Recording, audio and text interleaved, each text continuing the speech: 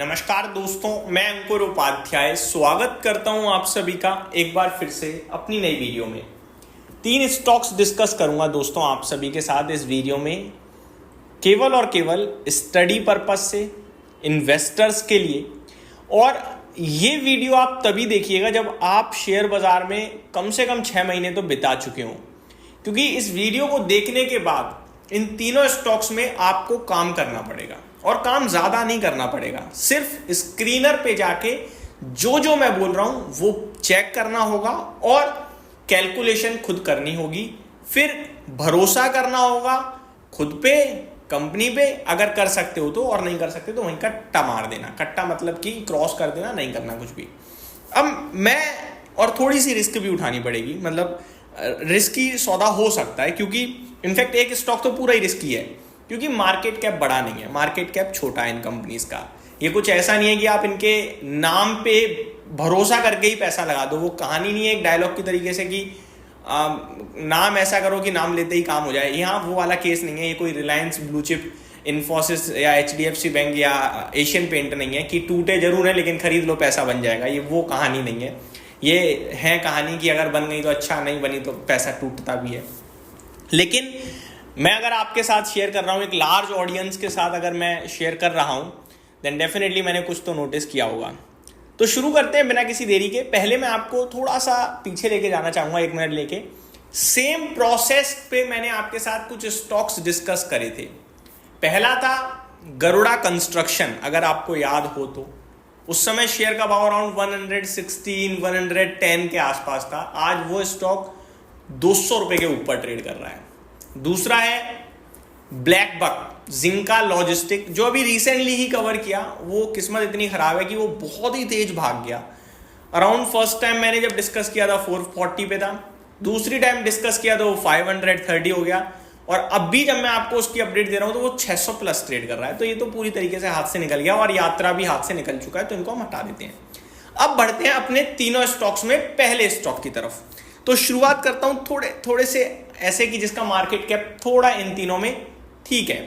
तो पहले स्टॉक का नाम है दोस्तों, पहले स्टॉक का नाम है डीकैल। ये स्टॉक मैंने पहले भी डिस्कस किया हुआ है। अगर अच्छा, एक डिस्क्लेमर और देना चाहूंगा, हो सकता है जो स्टॉक्स मैंने अभी तक आपके साथ डिस्कशन करा है ये मेरे पर्सनल शॉर्ट टर्म पोर्टफोलियो में इनमें से कोई हो, या मैं लेने के बारे में सोच रहा हूं। पॉसिबिलिटीज हैं भाई साहब, तो ये डिस्क्लेमर है, ठीक है जी। वैसे तो मेरे में इतनी पावर नहीं है कि मैं खरीदूंगा उससे पहले आपको बोलूंगा आप ले लोगे, शेयर का प्राइस बढ़ जाएगा, मैं भी ले लूंगा, मेरा भी पैसा, ऐसा मेरे पे पावर नहीं है। लेकिन मैंने डिस्क्लेमर दे दिया एज पर गाइडलाइंस। बढ़ते हैं आगे। गाइडलाइन वैसे ये भी कहती है कि अगर आप सेबी रजिस्टर नहीं हो तो आप किसी को स्टॉक रिकमेंड नहीं कर सकते। इसलिए ये रिकमेंडेशन भी नहीं है। मैंने वीडियो की स्टार्टिंग में बोला कि अगर आप बाजार में थोड़े पुराने हो और रिसर्च कर सकते हो तभी लीजिएगा। 3 मिनट चले गए, बट मैंने स्टॉक का नाम नहीं लिया। इसका ये बिल्कुल भी मतलब नहीं था कि मैं टाइम खींचना चाह रहा हूँ। केवल ये सब इसलिए क्योंकि थोड़ा डिसिप्लिन बरतना पड़ता है, थोड़े चीज़ों को फॉलो करना पड़ता है, तो सारी चीज़ें क्लियर करना बड़ा जरूरी रहती हैं भैया। तो अब बढ़ते हैं आगे। डीकैल पहला स्टॉक है जिसका नाम है पूरा डिशमैन कार्बोजन। ये एक फार्मा रिलेटेड कंपनी है, फार्मा से related, contract research and manufacturing services में है। देखो ज़्यादा नहीं बात करेंगे, ऐसी बात करेंगे जो सबको समझ में आए। 4148 करोड़ का मार्केट कैप है, तो एक सही मार्केट कैप कहूंगा मैं इस कंपनी का। मुझे क्यों पसंद आ रही है? बुक वैल्यू है 372 रुपीज प्रति शेयर की, यानी कल को ये कंपनी बंद भी हो जाए ना भाई साहब, 372 रुपए प्रति शेयर के हिसाब से स्टॉक का प्राइस बनना चाहिए, जो कि अभी 265 पे है। तो पहली बात, अंडर वैल्यू स्टॉक हो गया। बट अंडर वैल्यू केवल बुक वैल्यू के हिसाब से तो होता नहीं है। अब ये इसलिए अंडर वैल्यू माना जा रहा है क्योंकि इसके पास रिजर्व्स हैं 5800 करोड़ के, और कंपनी के पास बोरोइंग्स हैं 2389 करोड़ की। तो उसके हिसाब से कंपनी के पास पैसा है अच्छा खासा, पर शेयर में डिवाइड करोगे तो पैसा बन जाएगा। अब आता हूं मुझे पसंद क्यों आ रहा है। पसंद आ रहा है अर्निंग्स की वजह से। दोस्तों सितंबर क्वार्टर थोड़ा सा मुश्किल हो सकता है। क्यों कह रहा हूं? क्योंकि लास्ट ईयर सितंबर क्वार्टर में 33 करोड़ का प्रॉफिट था, ठीक है, लास्ट ईयर। तो जब इस बार प्रॉफिट आएगा ना तो वो 3300 नहीं, केवल 33 करोड़ के सामने कंपेयर करना होगा, तो बेस हाई है, ठीक है। लेकिन सितंबर के बाद जब दिसंबर क्वार्टर के नतीजे आएंगे, समझ रहे हो ना मेरी बात, इसीलिए का स्क्रीन पे जाके चेक करना पड़ेगा समझने के लिए, क्योंकि मेरी वीडियोस में क्या ग्राफिक्स नहीं चल पा रहे हैं। तो अब मैं आता हूं दिसंबर क्वार्टर में, पता है कितना प्रॉफिट था लास्ट ईयर? मात्र 5 करोड़ का। तो सोचो दिसंबर क्वार्टर में कैसे प्रॉफिट आ सकता है, मल्टीफोल्ड हो सकता है, अर्निंग पर शेयर बढ़ सकता है। अब ये मैं क्यों कह रहा हूं कि बढ़ ही सकता है, क्योंकि अगर मैं बीते कुछ क्वार्टर्स का इनका आपको रिव्यू दूं तो कंपनी घाटा घाटा घाटा कर रही थी, एंड अभी फाइनली लास्ट ईयर सितंबर में इसने 33 करोड़ का प्रॉफिट पोस्ट करा, दिसंबर में 5000 करोड़ का, मार्च क्वार्टर में 43 करोड़ का, और अभी जून क्वार्टर में 23 करोड़ का। लास्ट 4 क्वार्टर से कंसिस्टेंटली प्रॉफिट बना रही है। अब आप और अच्छे से समझोगे, कंपनी FY24 में 153 करोड़ का घाटा करते हुए दिखी, FY25 में 3 करोड़ के मुनाफे में आ गई, और अभी तक करंटली 104 करोड़ का मुनाफा हो चुका है भाई साहब बीते 12 महीने में, यानी लास्ट 4 क्वार्टर्स में, क्योंकि सब प्रॉफिटेबल है। और ये मुझे लगता है आने वाले 4 क्वार्टर्स में अगर ऑन एन एवरेज ये 30 करोड़ का भी मैं एवरेज लूं पर क्वार्टर प्रॉफिट, जो कि इजीली अचीवेबल है, तो 120 करोड़ हो गया, यानी कि कंपनी यहां से भी 20% की ग्रोथ हो गई, यानी कि करीब करीब मेरे हिसाब से स्टॉक 7 से 8 रुपए का अर्निंग पर शेयर क्लॉक करता है, और अगले 1 साल और ग्रो कर गया इसी हिसाब से, मजा आ सकता है भाई साहब, क्योंकि इस कंपनी को जो वैल्यूएशन है वो मिल रहे हैं 35 का पीई पे अभी ये स्टॉक ट्रेड कर रहा है, इंडस्ट्री को 32 का पीई मिल रहा है, यानी कि अगर इस स्टॉक ने कर दिया 150 से 200 करोड़ का मुनाफा 1 साल में, तो अर्निंग पर शेयर हो जाएगा 12 रुपए का। 12 रुपए इंटू 30 से इंटू करूंगा तो 360 रुपए होता है, और जब ग्रोथ दिखेगी तो शायद बाजार वैल्यूएशन भी 35-40 का दे दे, तो कुछ मल्टीफोल्ड रिटर्न्स हो सकते हैं, वो आप कैलकुलेट कीजिएगा, मैं रिटर्न्स पे फोकस नहीं करूंगा, बस ये मेरा एक व्यू था आपके साथ। वीडियो स्ट्रेच हो रही है, तेज करते हैं थोड़ा। दूसरी चीज अगर आप नोटिस करो शेयर होल्डिंग पैटर्न में, तो प्रमोटर्स स्टेबल है 59.32% के साथ। FIIs का लगातार 4 क्वार्टर से स्टेक बढ़ रहा है और करंटली 9.94% है।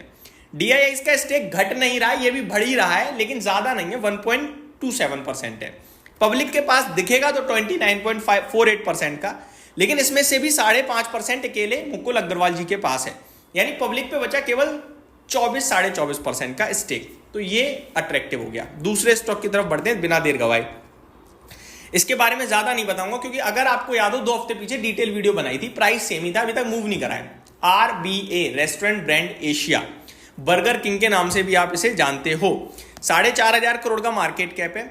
इंटरेस्टिंग क्या है? इंटरेस्टिंग है, इसके भी नतीजे चेक करने हैं। पर क्वार्टर लॉस है, फिर तो खराब हो गई, बिल्कुल हो गई, लेकिन आपको लॉस अगर आप चेक करोगे तो लगातार कम हो रहा है, इससे मेरा मतलब नहीं है, मेरे को लॉस तो लॉस ही है।